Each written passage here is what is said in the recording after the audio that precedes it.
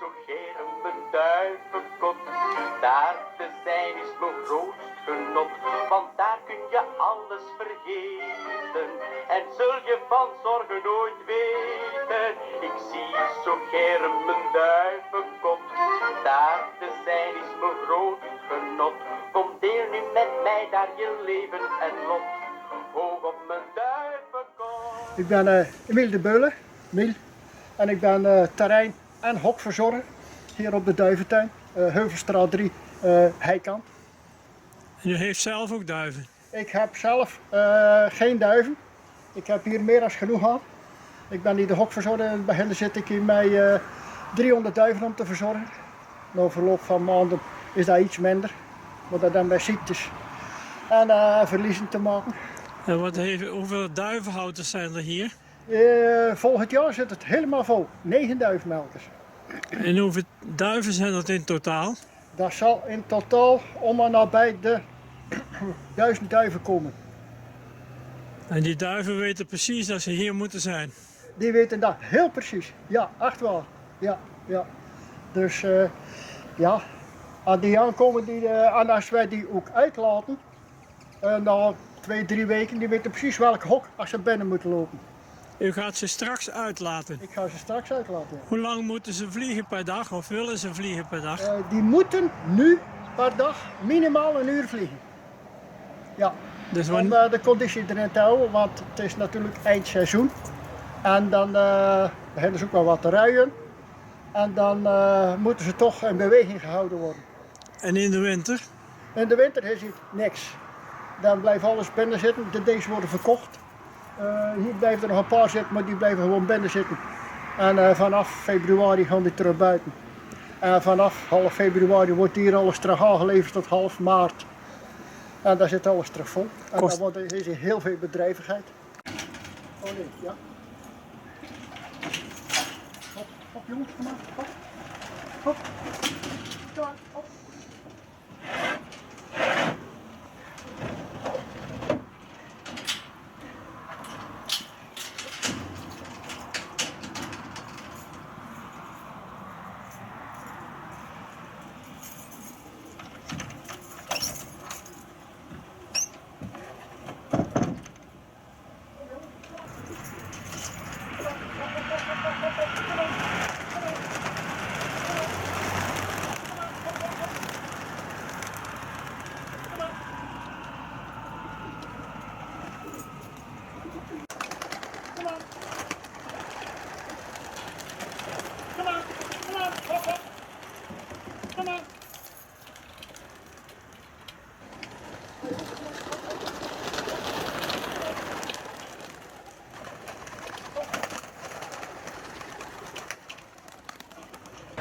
In de winter is dit dus allemaal leeg. Helemaal leeg.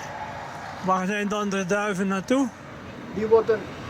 Deze duiven worden allemaal of verkocht of gaan terug naar de vorige eigenaar.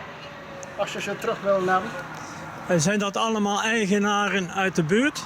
Dat zijn geen eigenaren uit de buurt. Er zijn nogal wat eigenaren uit de buurt. Maar er zitten nogal wat Belgen bij. En op het ogenblik de kanten van Rotterdam brengen ze duiven. Je mag duiven brengen, 3 stuks per liefhebber. En dat kost je dan €100. En in half juni gaan we terugkijken hoeveel er nog zitten van de 3. En dan als er 3 zitten moet je €200 bijbetalen. En dan beginnen de vluchten. En op die vluchten kun je dan een geldbedrag winnen. En aanstaande zaterdag is de laatste wedvlucht. Aanstaande zaterdag is niet de laatste wedvlucht. We hebben nog 2 zaterdagen. Waar gaan ze zaterdag naartoe? Nu zaterdag gaan ze naar Guyenne, Frankrijk. Dat is iets meer dan 400 kilometer. En volgende week zaterdag, als het goed is, naar Melun. Dat is ongeveer 300 kilometer.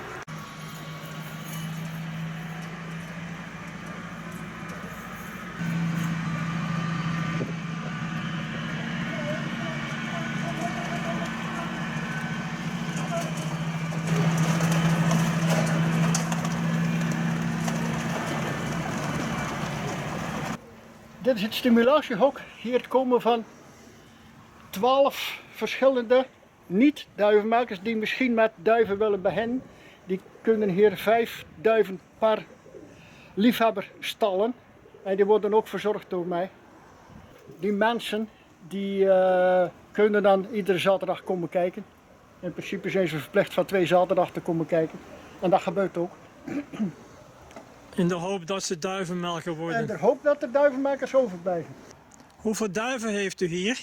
Op het moment nog een 25, 30. En wat doe je er in de winter mee? Ja, voorbereiden op het winterseizoen en op de kweek. Heb je een beetje een goed seizoen gehad? Nou, nee. Ze hebben niet goed gevlogen. Ik ben er veel verspeeld. Je hebt geen blote prijs gewonnen, zeggen ze dan. Ja, toch wel. Maar de liefde voor het duivenmelken is nog gebleven. Ja. Ook duivenmelker. Ja, sinds een jaar. Waar komt u vandaan? Ik kom uit Koewacht en ik speel hier op de duiventuin. En heb je thuis geen mogelijkheid om de duiven te houden? Nee, dat heb ik niet. Nee. Dus dit is wel een uitkomst. Op zich, het is even heen en weer rijden, maar op zich voor mij is het een hele goede uitkomst. Hoeveel duiven heeft u?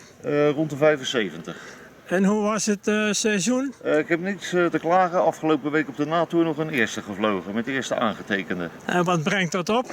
Ik geloof €25 uit de pot en een tegoedbon van de Plus. En kweek je ook jonge duiven? Ja, daar heb ik dit jaar ook mee gevlogen, met de eerst gekweekte jonge duiven.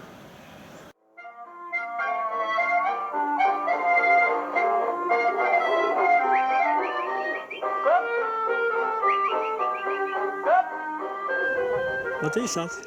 Dit is een chippering. En die doen we om net voordat we met de vluchten beginnen.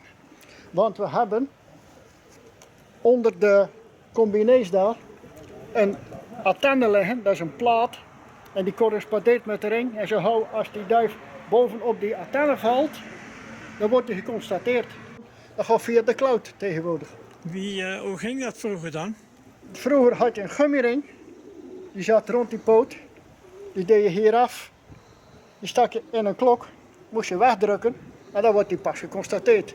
En dan werd dus een tijd. En En dan kwam er een tijd tevoorschijn. En die moest je dan naar de vereniging.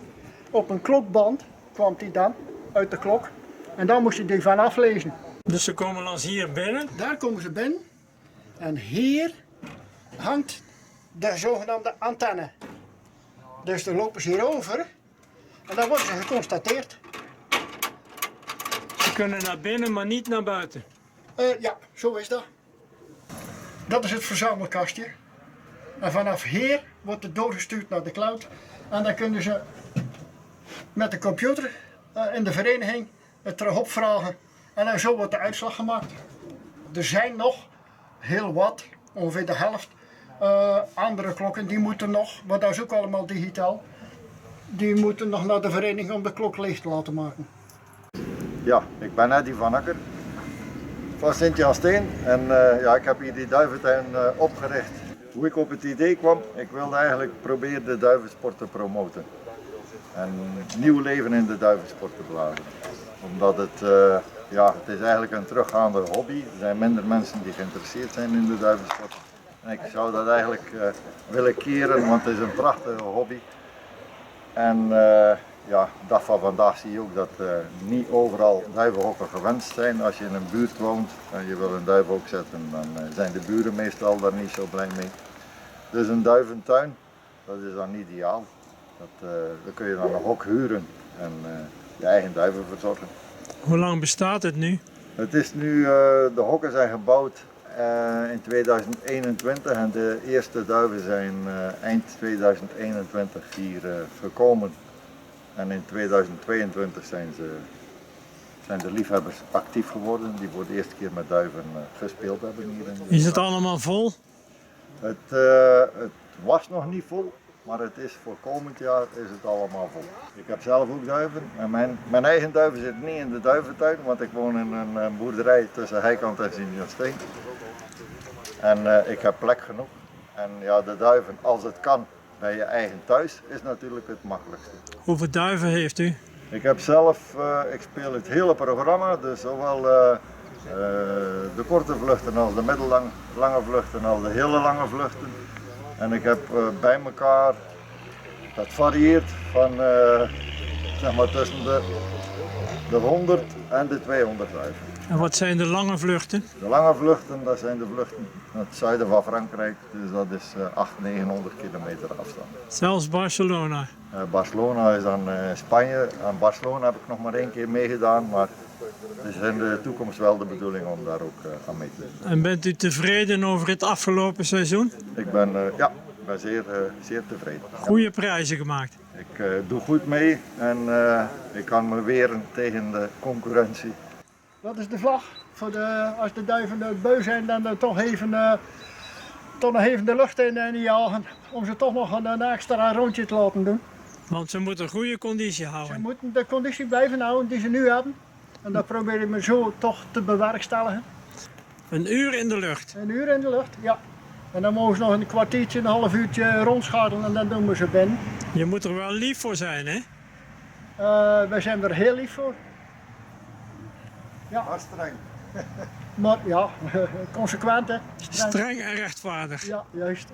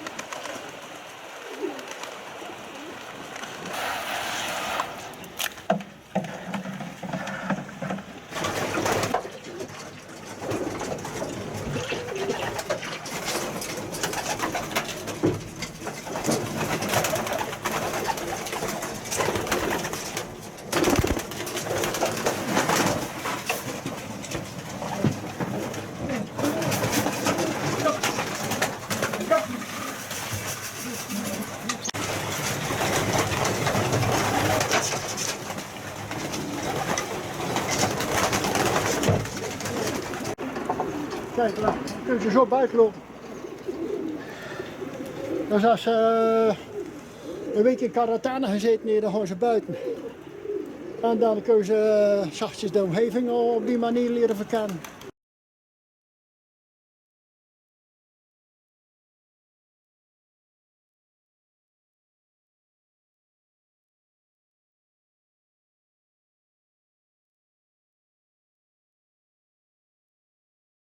Die aan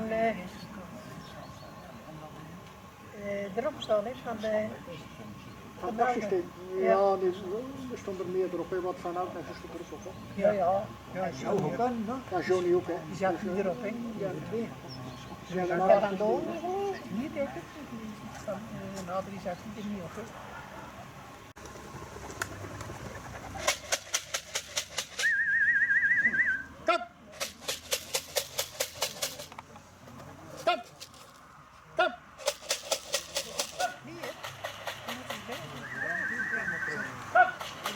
Kijk, dan zijn er van gelijk, dan is...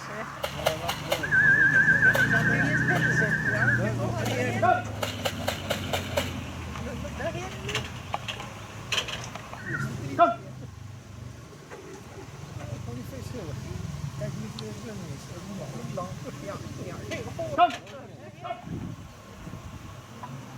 is de zwem, die had Hoe is de vlucht verlopen voor u? Mooi slecht. Ze zijn nog niet thuis. Dus vandaag geen prijs gewonnen. Nee, nee. Moet je op een houtje bijten. Ja, nou, dat hoeft niet hoor. En zul je van zorgen nooit weten, ik zie zo gern mijn duivenkop. Daar te zijn is mijn groot genot, kom deel nu met mij daar je leven en lot. Hoog